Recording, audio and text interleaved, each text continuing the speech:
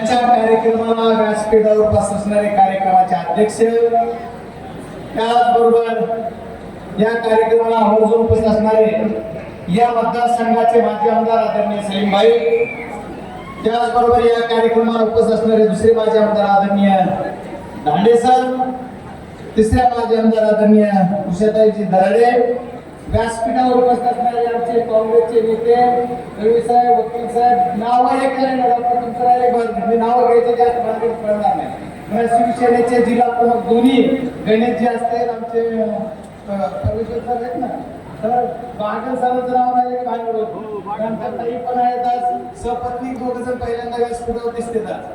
ते सर्व आणि ज्यांनी सावली सारखं बरोबर राहून भाजपचा जिल्हा अध्यक्ष पदाचा राजीनामा देऊन उलट्या परिस्थितीत राष्ट्रवादी काँग्रेसमध्ये प्रवेश करून भैयाचं काम अगदी मनातून केलं असे आमचे राजेंद्रजी मस्के साहेब, व्यासपीठावर बसणारे काँग्रेसचे सर्व नेतेगण, महाविकास आघाडीचे घटक पक्ष असतील, समाजवादी काँग्रेस असेल, शिवसेना असेल, सर्व तालुका अध्यक्ष, सर्व तालुका प्रमुख, आमचे तालुक्याचे अध्यक्ष, शहराचे अध्यक्ष, सर्व पक्षाचे शहराचे अध्यक्ष, सन्माननीय व्यासपीठ आणि समोर बसलेले सर्व आमचे 72 असे मावळे, सर्व पत्रकार मित्र, आमच्या सर्व माता भगिनी, मी पहिल्यांदा या बीडकरांचे मनपूर्वक आभार मानणार आहे की बीडकरांनी असा एक मार्ग परत विधानसभेत पाठवला की त्याचं नाव आहे संदीप शिरसाट. बीड जिल्ह्यामध्ये नव्हे तर संबंध महाराष्ट्रामध्ये सुनामी आली. या सुनामीमध्ये भले भले वाहून गेले. आपण सर्वजण विरोधी पक्षात होतो, पण या सुनामीला सुद्धा न जुनामता या बीड जिल्ह्याचा झेंडा विधानसभेत फडकवण्याचं काम तुम्ही भाताराने केलं. त्याच्यामुळे तुमच्या सर्वांच्या चरणी पहिल्यांदा नमस्कार. लोकसभेचा निकाल सुद्धा बीड जिल्ह्यातल्या बीड विधानसभा मतदारसंघाला लावला. 63,000 मतांचं मताधिक्य या मतदारसंघाला दिलं आणि तीच परंपरा ठेवत आदरणीय संदीप भैयाला दुसऱ्यांदा आमदार केलं. सत्ता 5 वर्ष मागची होती का कळत नव्हती, काम किती केलं तरी काय होतं कळत नव्हतं, तरी या 72ला तुम्ही परत निवडून दिलं. खरोखर तुमचं कौतुक करावं घेऊन कमी आहे. आणि बोलता बोलता आता बरेच जण काही वेगळं बोलते, कोणी वेगळं बोलायचे, लोकसभेला काही तिसरंच बोलायचे, विधानसभेला काही तिसरंच बोलतात. बोलणाराचा धंदा तेवढाच असतो, त्यांना दुसरं काही येत नाही. पण 72 जनतेने सर्वांनी दाखवून दिलं. आणि भाई आपण शेवटची सभा या मतदारसंघामध्ये मी बीड जिल्ह्यात शेवटची सभा या मतदारसंघात चौसाळ्याला घेतली आणि या मतदारसंघातल्या चौसाळा बाळाघाटनं आदरणीय भैयाला मताधिक्य दिलं. ते आदरणीय भैयांच्या पाठीमध्ये राहणारा खूप मतदारसंघ आहे. आणि मोमीनपुरा इथं शहराची लीड होणारच होती, शहराच्या लीड बद्दल काही नव्हतं, पण ग्रामीण भागात सुद्धा भैयाने आता बोलत बोलत म्हणतात प्रत्येक वेळेस की माझी जात काय जगायची, जाती पातीवर नाही, पण पवार साहेबांच्या याच्यावर मारणारा हा बीड जिल्हा आहे. त्याच्यामुळे पवार साहेबांच्या याच्यावर मारणाऱ्या बीड जिल्ह्याला तुम्हाला आम्हाला सर्वांना निवडून दिले. पवार साहेबांना मानणारा जिल्हा. आता बोल प्रत्येकाला वाटतंय आपला आमदार आला, आमच्या तिकडे वाटतंय निसटता गेला. बरेच जण कार्यकर्ते डिस्टर्ब आहेत. कार्यकर्त्याला वाटतं आता कसं, पण आता तुम्ही काही काळजी करू नका. मागचा दिवस आठवा, ज्या दिवशी पक्षाची विभागणी झाली त्या दिवशी आपल्यासोबत कोण होतं, ते फक्त एकटा पट्ट्या होता, संदीप भैया. मी पुण्यात होतो, खासदार नव्हता. आता बजरंग बाप्पा आपल्यासोबत आहे असं म्हणले. भैया बजरंग सोनवणे तुमच्या सोबत नाही, खासदार बजरंग सोनवणे तुमच्या सोबत आहे. त्याच्यामुळे आता काही काळजी करायची गरज नाही. मला तुम्हाला सांगायचं एक सर्व कार्यकर्त्यांसाठी, कार्यकर्ता हा आमची ताकद आहे. पवार साहेब हे आमचा जीव आहे. पवार साहेबांनी एवढं या वयामध्ये एवढी मेहनत करून उभ्या महाराष्ट्रात करतात आणि आमच्यासारख्या कार्यकर्त्याला उभं करतात आणि निवडणुकीचं काम तुम्ही सर्वजण करतात. या कार्यकर्त्याच्या ताकदीवर ग्रामपंचायतच्या राजकारणापासून पंचायत समिती, जिल्हा परिषद, विधानसभा आणि लोकसभेपर्यंत आमच्यासारख्या सर्वसाधारण कार्यकर्ता पोहोचतो. की खरी ताकद कुणाची, तर कार्यकर्त्याची ताकद आहे. त्याच्यामुळे कार्यकर्त्याची निवडणूक आहे. आमच्या निवडणुकीत तरी आम्ही कमी अधिक पळालो असतो. माझ्या लोकसभेच्या निवडणुकीमध्ये मी 3 ला झोपायचो, 6 ला उठायचो. भैयाने आता त्यांच्या विधानसभेच्या निवडणूक कसं केलं असेल, पण विधानसभेची निवडणूक झाली, लोकसभेची निवडणूक झाली, निकाल झाला. सर्व कार्यकर्त्यांना मी सांगणार आहे, येणाऱ्या काळामध्ये आम्ही किंबहुना झोपणार नाही, तर तुमच्यासाठी न्याय द्यायचं काम करू. तुम्ही काळजी करू नका. तुम्ही सर्व कार्यकर्त्यांसाठी आणि कार्यकर्त्यांना काय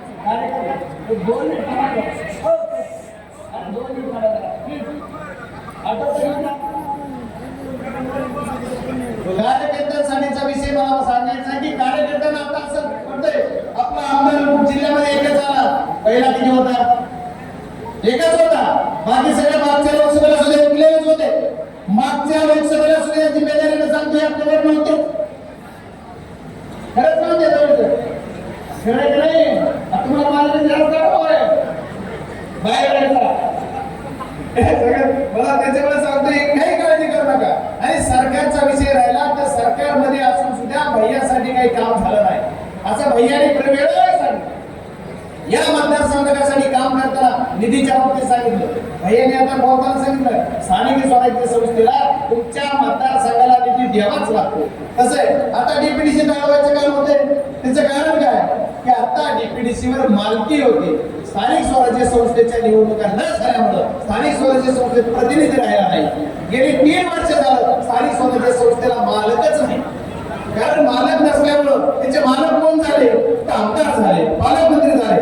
मॅन्डेटरी निधी आहे, जिल्हा परिषदचा निधी 1 रुपया कोणाला कपात करता येत नाही, नगर पंचायतचा कपात करता येत नाही, डीपीजीचा करता येत नाही, वरून येणारा करता येत नाही. त्याच्यामुळे कोणी घाबरायची गरज नाही. आपलं खरं काय आमच्यासारखे कार्यकर्ते भैया असेल मी असं आम्ही कुठून आलोय? स्थानिक स्वराज्य संस्थेतून आलोय. आता भैया तरी थोडी हिस्ट्री होती, मला तर त्याची हिस्ट्री नाही की माझा बाप आमदार नाही, खासदार नाही, लोकसभेचा सदस्य नाही, लोकसभा बघितली नाही, ग्रामपंचायतचा सदस्य सुद्धा नाही, माझ्या घरात बायको नाही, बहीण नाही, भाऊ नाही, पण सगळे तुम्हीच मायबाप जनतेने मला राजकीय जन्म दिला आणि त्याच्यावर मला खासदार केला.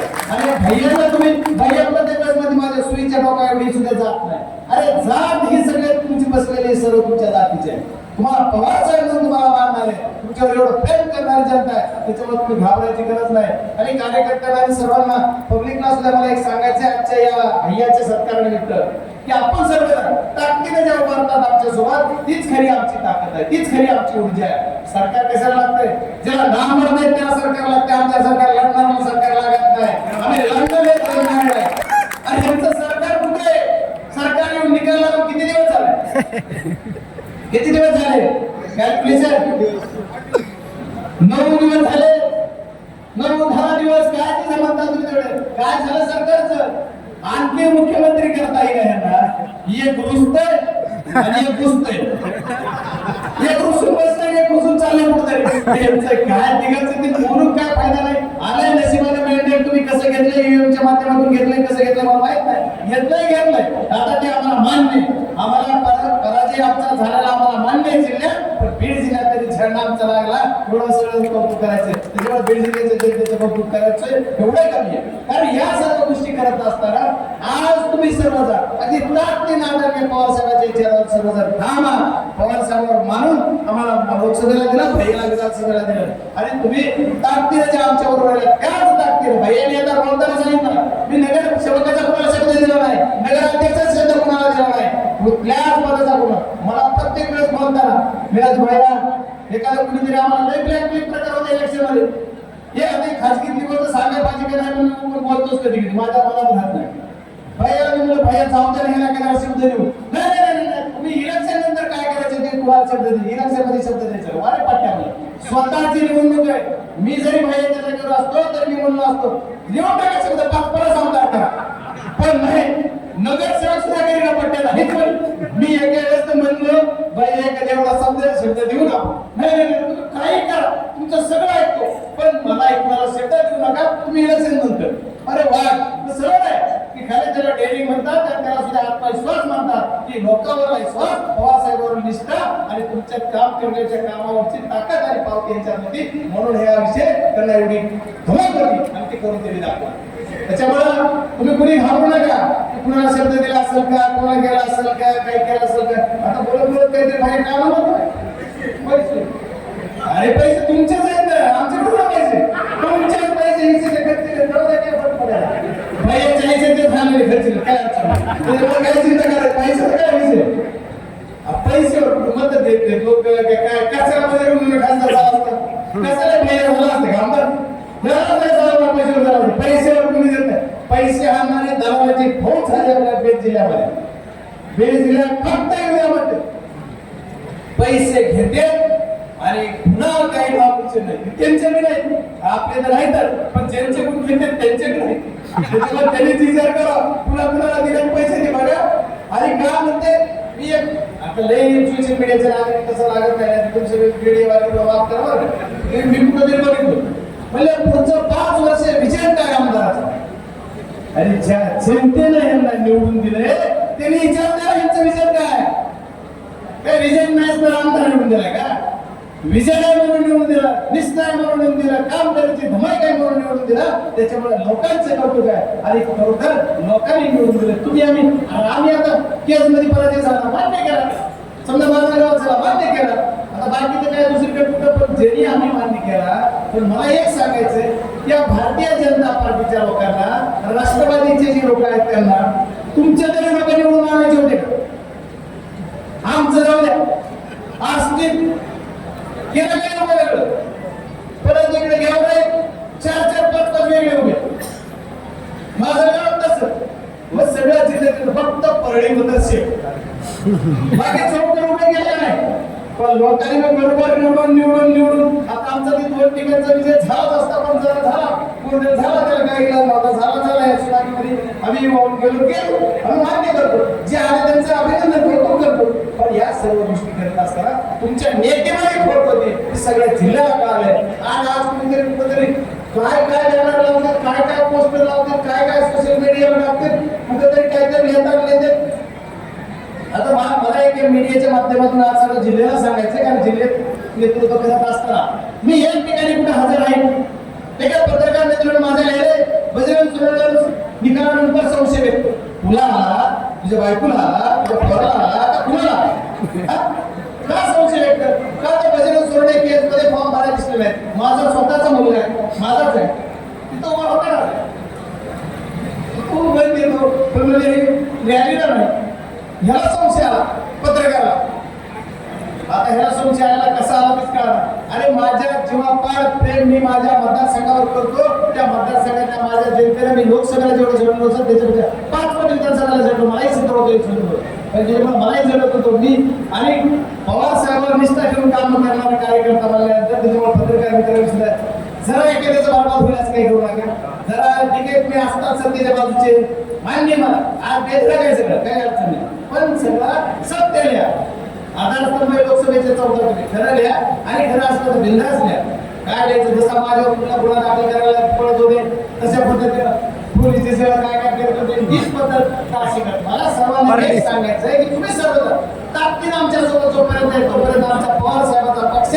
पवार साहेब आता संधी भैयाला तुम्ही धक्का लावू शकत नाही तुमची गरज आहे तुम्ही आमच्या सोबत आहे त्याच्यामुळे ही निवडणूक आम्ही जिंकलो तर इथली बीडची पुढच्या स्थानिक स्वराज्य संस्थेच्या निवडणूक आपल्याला जिंकायच्या आणि स्थानिक स्वराज्यासाठी तुम्ही सज्ज राहा आम्ही तुमच्या बरोबर भैया तर तुमच्या बरोबर आहेच आहे पण बजरंग सोनवणे खासदार म्हणून तुमच्या बरोबर सगळ्या ताकदीनं तुमच्या बरोबर भैयाला तरी जर कमी अधिक झाली असेल ताकद तुमच्या बरोबर सगळ्या ताकदीने काय काळजी करू नका कार्यकर्ता होतो कार्यकर्त्याच्या निवडणुकीला पूर्ण ताकदीने सोबत राहणार असा सर्वांना शब्दाच्या सभेत देतो आणि कार्यकर्त्याच्या निवडणुकीसाठी आम्ही पळून जाणार ग्रामपंचायतला पळून जात नाही जिल्हा परिषद नाही पंचायत समिती नाही नगरपंचायत नाही कार्यकर्ता हीच आमची खरी ताकद आहे पुढच्या निवडणुका पुढची लोकसभा दिसती मला त्याच्यामुळे पुढच्या लोकसभा करायचं आहे आणखी त्याच्यामध्ये काळजी करायची गरज आहे तुमच्या सर्वांची ताकद आहे पुन्हा एकदा जास्त काही लांब बोलणार नाही मी एकच सांगणार आहे भैया बीडचा गड तुम्ही जिंकून बीडची राष्ट्रवादीची ताकद मुंबईमध्ये तुमच्या सर्वांच्या